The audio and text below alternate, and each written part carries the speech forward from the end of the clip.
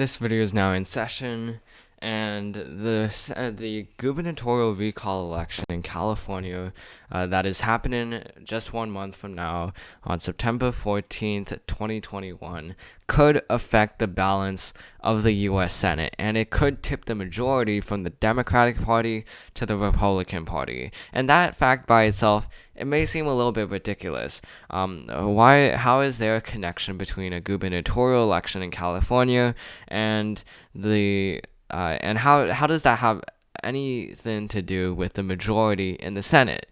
In this video, we're going to explain the context of this situation of the California gubernatorial recall election, why some Democrats are worrying about this recall election and the balance of the Senate. And then we're going to talk about the feasibility of this, and then we're going to talk about the person at stake in this election. It's more than just Gavin Newsom. It's more than Larry Elder and the Republican challengers, but also Dianne Feinstein, who we'll talk about at the end of this video. So, to bring some context to this, the California gubernatorial recall election is happening September 14th, and the current incumbent governor, Gavin Newsom, is a Democrat facing many Republican challengers in a bid to replace him in this election. And according to Poland, we're seeing a situation where Gavin Newsom could actually be recalled. If we look at the average aggregate polling from Real Clear Politics, they say that Gavin Newsom will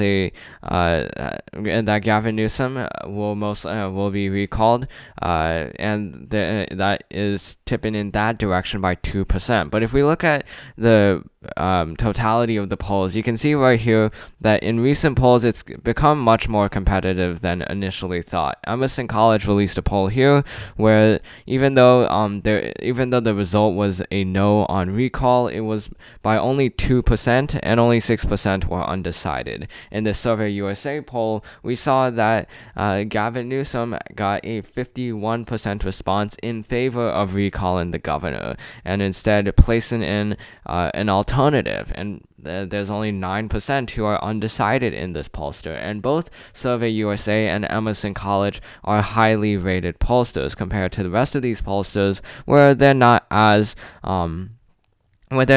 highly rated. If we look at the last Emerson College pollster polling, we see here that there was a yes percentage of 43%, but that has increased to 46%. So that is very worrying for Gavin Newsom and for the Democrats of California. Now, by itself, if a Republican is elected governor of California, that shouldn't be so much of a problem, because a lot of times major legislation has to be enacted or has to be passed by the state House and as well as the state Senate.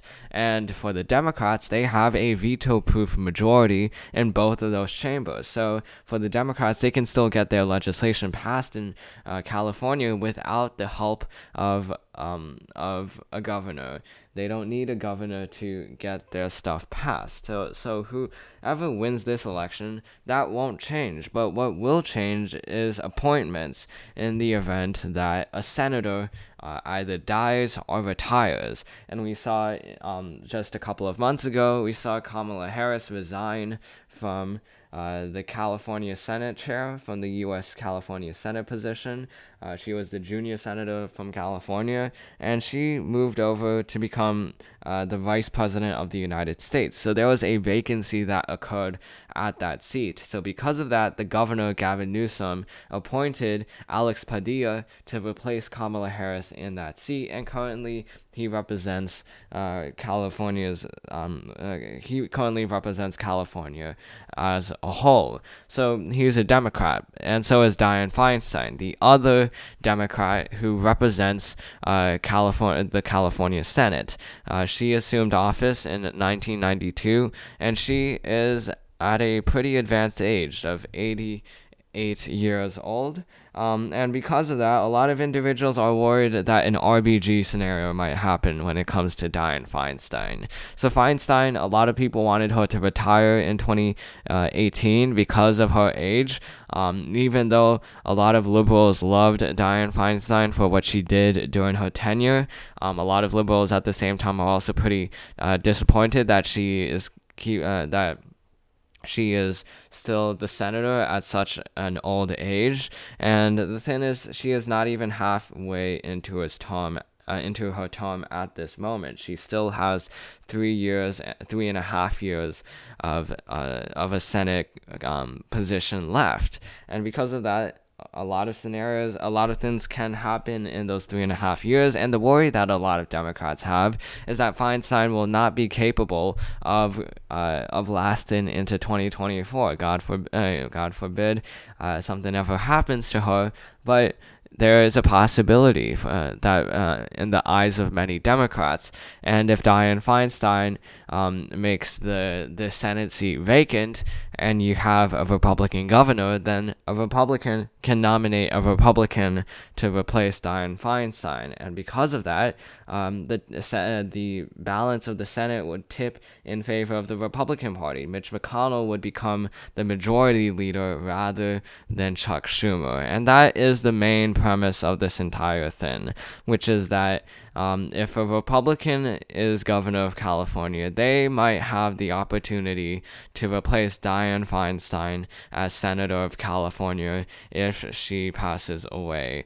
And because of that, that presents a major challenge for the Democratic Party with Gavin Newsom, because they have banked their entire campaign, their entire recall election on Gavin Newsom. They're not running any other Democrats who could potentially replace Newsom, and as a result, we're at a situation where the Democrats are at a situation where they could very well lose the Senate because of this race, which is why Gavin Newsom is focusing a lot more on this race, and why national Democrats are starting to turn their attention towards this race. It's because it's gotten unusually competitive according to these polls, and while polls obviously are not the end-all be-all of elections, as we saw in the 2020 and 2016 presidential election, there's not much else we can go off of for this election. So a lot of Democrats are worried that this race will ultimately end up against Newsom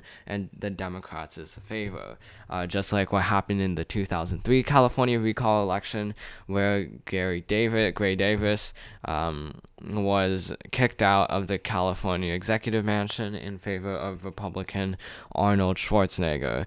So that is the state of play for the California recall election. That is what is at stake. Now, the feasibility of this happening. What are the chances that Feinstein could actually be replaced by a Republican? It's pretty low, because Feinstein is not at an age where she can easily pass away, but it is possible. But at this point, it seems unlikely that this situation will happen. It's predicated on two factors, not just one.